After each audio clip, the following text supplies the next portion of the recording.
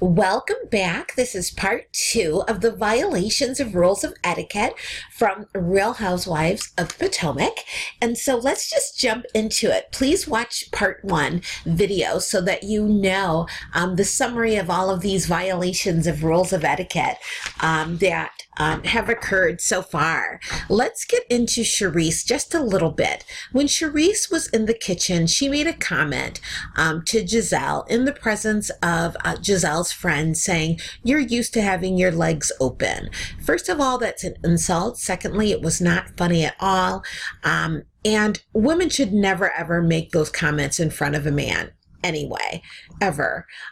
No sexual jokes should be around men. That is just in such poor taste.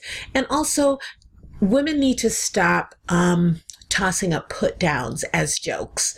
It's never funny. There's something very passive aggressive about it, and it's just nice, nasty kind of behavior when you want to laugh it off.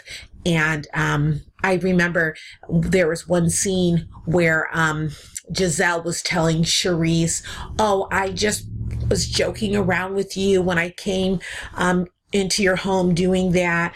And then Charisse kind of implied, "Well, we don't even joke that way." But yet she took liberties to say, "You're used to having your legs open," as a joke. So, I mean, it's very hypocritical to then turn around in another conversation and want to tell Giselle that you guys don't joke around that way when she was completely inappropriate. Also, it was inappropriate for Giselle and her friend to start asking an employee of Cherie personal information. This person is paying them. It puts the employee on the spot. They know they're not even supposed to really be socializing with guests of their employer. That's something that's not done. If you're a housekeeper, if you're a nanny, you're not supposed to be really having social conversations with guests. You're just supposed to perform your function and kind of be inconspicuous. The other issue came up with Karen saying, "Well, he's the help." There is a rule of etiquette, and I think it is changing now. But in Karen's generation, it was very true that if you are invited to an event and you are allowed to bring a guest, your guest should not be someone who you hire. So your guest should not be your bodyguard, your drivers, your nannies, your hairstylist. Those people are not really the people whose names you would put down if the invitation specifies that you can bring a guest. Now, an exception to that would be maybe a celebrity stylist who has the same social stature as the guests of the party. And I think that still applies even today, that if you are allowed to bring a guest, you could bring someone who you hire to do something, but that person you bring should have the same social stature as the other guests. And so perhaps Giselle felt that her hairstylist did have the same social stature or even a higher social stature than the guests who would be at the party. That's totally her call. But again, in this particular situation, it appeared that there was no information given to Cherie that she would be bringing a guest. Secondly, if you arrive early at someone's home, there has to be a purpose and they have to have permission. In Giselle's case, there was a purpose. She did have permission to arrive earlier than the event because she was helping with the preparation. But even then, if you're the one who's helping and you are bringing a guest and that person was already that person's name was already given to the host, that person still should not arrive with you. They should arrive with the other guests. And you should actually be greeting the person who you did not arrive with, who is going to be your guest. You should actually be there when that person arrives to bring them into the event. And usually when you are bringing a guest, you should come together. So it should be a very exceptional situation where you've put somebody's name down as a guest who's going to be with you at a social gathering, and then you're not coming in together. So that's just a big thing that I think applies to everybody. Also, Karen made a comment about Giselle's hair. You really shouldn't give any type of critique or criticism about any other woman's appearance. That goes without saying. Nobody needs to even mention that. You just don't do it. And if somebody asks you, well, what do you think of my hair? You could comment then, but even at that point, I still think, even if they have asked you, I just think you should probably not offer criticism. So that's just not polite to do. And the other thing is that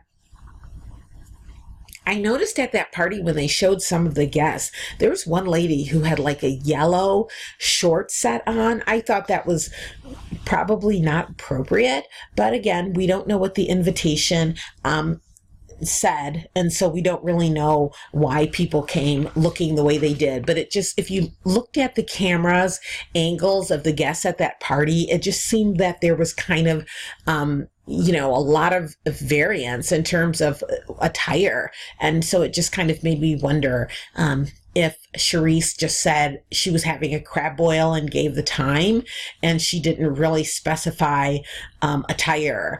And then there were young children there that really shouldn't be there. If you have young children with you, obviously your attention has to be on what they're doing.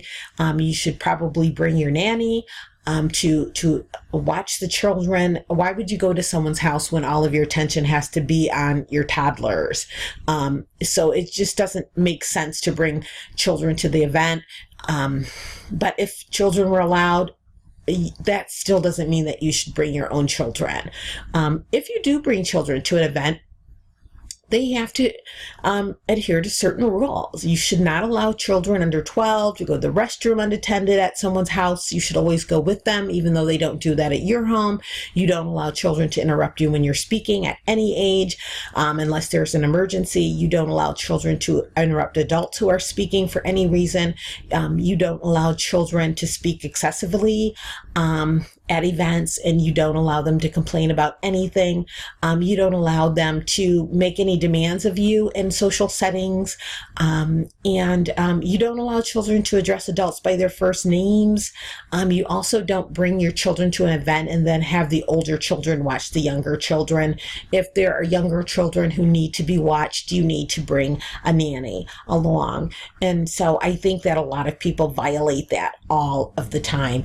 Also, anytime you come to someone's house for a social gathering, you should always bring a gift. I don't care how casual the event may be. You should just always bring a gift. And Charisse mentioned one thing that I think is very true. When you come to someone's house, whatever room they lead you to is your assigned place of where you should be, and you shouldn't be anywhere else in the house. And also that also goes for guests who come to someone's house, and if they tell you, here's the bathroom, if that bathroom is occupied, you don't start wandering through their house looking for a second one. Even if your child has to use the restroom, you don't go through their home looking for an alternate bathroom. If they have told you this is the guest's bathroom, then that's what it is. And I think a lot of people violate that at people's homes, and they think, well, I had to use it, and this one was in use, and therefore that gives me the liberty to go through someone's home. It doesn't.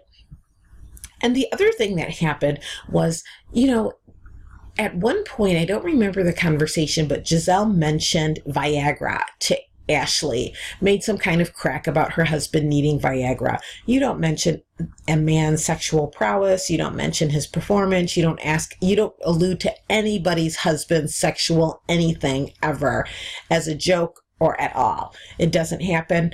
Doesn't matter how long you've known each other. It's just not appropriate at all. And then I do want to mention that Karen mentioned her Aunt Dot, her husband's Aunt Dot, refusing the tea. That is completely rude. If somebody serves you a beverage, if it is too hot, if it is too lukewarm, you drink it. At least a sip and put it down. And if then they ask you, oh, is it okay? Then you can say, well, I prefer it a little warmer or something like that. But you never refuse it. If they do ask you, you can say, oh, whatever the situation is. That's only if they ask you. Other than that, you don't bring it up at all. So I just think that this kind of summarizes the part 2. And let me know in the comment section what you think.